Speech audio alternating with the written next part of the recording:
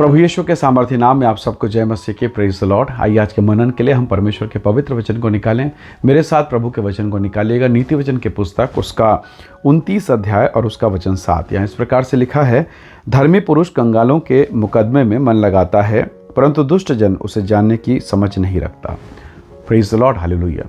प्रभु के लोगों, धर्मी व्यक्ति के जीवन का एक विशेष गुण है, वो कंगाल, दुखी, हताश, निराश उनके लिए प्रार्थना करता है, उनके जीवन के लिए परमेश्वर से विनती करता है, उनके मुकदमों पर ध्यान करता है, उनके दुख तकलीफ पर ध्यान करता है। तो क्या कोर्ट कचहरी के मामलों में वो इंटरफेयर करेगा? नहीं। कई बार जो परमेश्वर का वचन है वो शाब्दिक ना होकर वो बहुत ही वृहद रूप में है, बहुत ही बड़े स्तर पर। यूहन्ना बपतिस्मा देने वाला, उसके शब्दों को विचार कीजिए। उसने कहा, यदि किसी के पास 2 कपड़े हैं, 2 जोड़ी कपड़ा है, एक उसे दे दे जिसके पास नहीं है।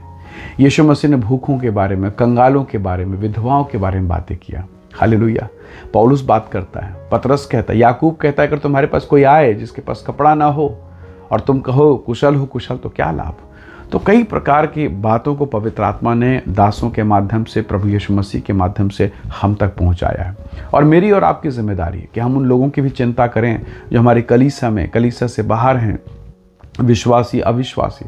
हमें उनकी भी सुधि लेनी चाहिए। कई बार हम अपनी समस्या को कितना बड़ा बना देते हैं, हम अपनी तकलीफ़ों को इतना बड़ा मानो पहाड़ के समान, और अपने आप को खुद दुखी कर देते हैं।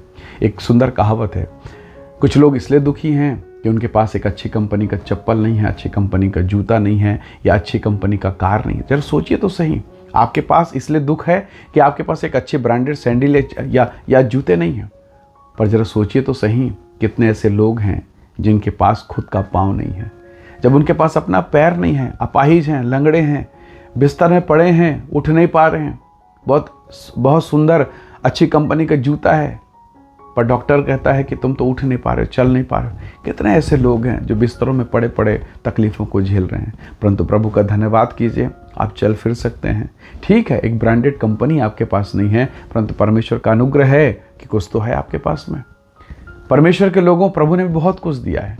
प्रभु का दास हबक्कुक कहता है कि चाहे भेड़शाला में भेड़ रहे ना रहे, चाहे अंजीर के लताओं में अंजीर फले ना फले, चाहे दाखलताओं में दाख लगे ना लगे, मैं यहोवा को धन्य कहूँगा। परमेश्वर के लोगों, प्रभु ऐसे लोगों को ग्रहण करता है। केवल ये नहीं कि हम पाकर धन्यवाद करें, पर उस दशा में भी धन्यवाद करना जब सब कुछ हमारे आशा के विपरीत चल रहा हो। अय्यूब एक अच्छा उदाहरण है। अय्यूब के जीवन में सब कुछ समाप्त हो गया, घर, परिवार, बेटी, बेटा, धन संपत्ति, सब कुछ बर्बाद। और ऐसे दशा में भी वो कहता है कि परमेश्वर ने दिया, परमेश्वर ने लिया, परमेश्वर का नाम धन्य है। हालेलुया। क्या इस प्रकार का विश्वास हमारे भीतर में आ सकता है? बहुत कठिन लगता है, असंभव लगता है, लेकिन हमने परमेश्वर के वचन में इस बात को देखा। धर्मी पुरुष कंगालों के जीवन पर, उनके मुकदमों पर ध्यान करता है।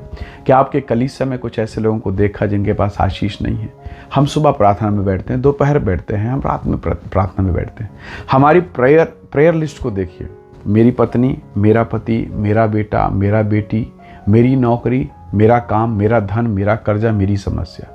क्या हम एक लाइन उनके लिए प्रार्थना करते हैं बड़े बोझ के साथ कि प्रभु, मेरी चर्च में, मेरी कलीसिया में मैंने उस भाई को देखा, उस बहन को देखा, उसके पास एक अच्छा कपड़ा नहीं, उनके बच्चों के पास एक अच्छा जीवन नहीं, धन की कमी है, नौकरी की कमी है, कर्जे में है। क्या हमारी प्रार्थनाओं में हमारी कलीसिया के लोग हैं? क्या परमेश्वर का दास आपकी प्रार्थना में है? क्या नाश होने वाली आत्माएं आपके प्रेयर लाइन में है, प्रेयर के लिस्ट में है?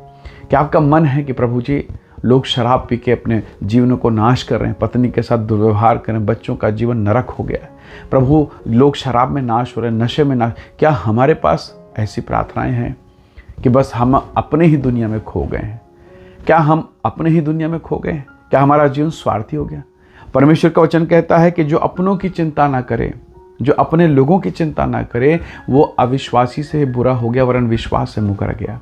तो प्रभु के लोगों, परमेश्वर का वचन हमें सिखाता है कि हम तमाम लोगों की चिंता करें, गरीबों की चिंता करें, परवाह करें। हो सकता है आज आपके पास प्रभु ने एक्स्ट्रा दिया हो, शायद कुछ चीज़ें हैं जो आपके घर में या आपके लायक नहीं हैं, पर कई ऐसे लोग हैं जो उस वस्तु के लिए तरस रहे हैं। कई ऐसे लोग हैं जिन्हें वो मिला नहीं है जो आपके पास एक्स्ट्रा है, शायद ऐसे ही पड़ा घर में है। परमेश्वर से प्रार्थना कीजिए कि आपकी और मेरी बुद्धि को वो खोल दे ताकि हम उन लोगों को देख सकें। प्रभु यीशु मसीह ने बहुत सुंदर कहा, मत्ती के सुसमाचार को जब आप पढ़ते हैं तो वहाँ पर लिखा है, जो लोग अंधियारे में थे उन्होंने ज्योति देखी, जो निराशा में थे उनके लिए आशा प्रकट हुआ है। हालेलुया। तो प्रभु के लोगों, जुबलून और नप्ताली के देश के लिए भविष्यवाणी थी। यीशु मसीह उनके पास गए, वो जो गिरासेनियों के देश में था, अपने आप को घायल करता यीशु को देख के प्रणाम किया। कई ऐसे लोग हैं जिनके पास आज सुसमाचार नहीं पहुंचा, यीशु का संदेश नहीं पहुंचा। लोग नाश हो रहे हैं शराब में, पाप में, व्यभिचार में, कितनी प्रकार की घृणा की बातें हैं और उनकी आत्माएं नाश हो रही हैं। क्या आपको चिंता है? क्या आपको उनके बारे में थोड़ा भी पीड़ा है? यदि है तो सुसमाचार सुनाइए, यदि है तो प्रार्थना कीजिए, प्रभु से बातें कीजिए। प्रभु ने कहा है, हमें आदेश मिला है, उसने कहा है यीशु मसीह ने कि फसल तैयार हैं, खेत तैयार हो चुके हैं, मजदूर थोड़े हैं। खेत के स्वामी से विनती करो ताकि मजदूर भेज दे। हालेलुया। प्रभु के लोगों, हमारी तकलीफ़ें बहुत ज़्यादा हमें तब लगती है जब हम उसी पर मनन करते हैं, पर जब आप दूसरों की तकलीफ़ों को देखेंगे, दूसरों की पीड़ाओं को देखेंगे, कई ऐसे लोग हैं जो अस्पतालों में पड़े हैं और कोई देखने वाला नहीं, कई लोग हैं जो जेल में हैं, सालों से सड़ रहे हैं, कोई जमानत लेने वाला, कोई सुधि लेने वाला, कोई उन्हें एक गिलास पानी पिलाने वाला नहीं है। हम उससे बेहतर कंडीशन में हैं, पर इतना सब कुछ होने के बावजूद क्या आज के सुबह हम धन्यवाद कर सकते हैं? क्या हम ये बोल सकते हैं, अय्यूब का जीवन ऐसा ही था, सारी पीड़ाओं में वो परमेश्वर की योजना को देखता है, सब निराशा में वो परमेश्वर के अनुग्रह को देखता है।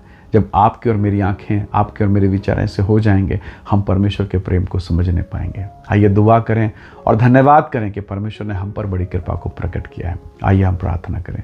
प्रेमी अनुग्रहकारी स्वर्ग के पिता, आज के सुंदर दिन के लिए धन्यवाद। धन्यवाद आपके महान आशीषों के लिए। कई बार हम इन आशीषों को समझ नहीं पाते प्रभु, हमारा जीवन हमारी ही बातों में फंसा हुआ प्रभु, पर हम प्रार्थना करते हैं आज की सुबह, आज के इस दिन में, आज के समय में तो हम पर अनुग्रह कर दे, हमारी आंखें खुले ताकि हम दूसरों के दुख और पीड़ा और समस्याओं को देखें और हमारा हृदय इस प्रकार हो पिता कि हम उसके लिए भी प्रार्थना कर सकें, हम उनकी भी सहायता कर सकें। प्रभु एक नया हृदय हमें दीजिए तो जो आपकी इच्छा के अनुसार चले, आपकी मर्जी, आपकी महिमा के अनुसार चले। हम सारा आदर आपको देते हैं। धन्यवाद पिता, प्रार्थना सुनने के लिए प्रभु यीशु के सामर्थी नाम से मांगते हैं, आमीन आमीन। प्रभु आप सबको बहुत ऐसे आशीष दे। Praise the Lord. जय मसीह।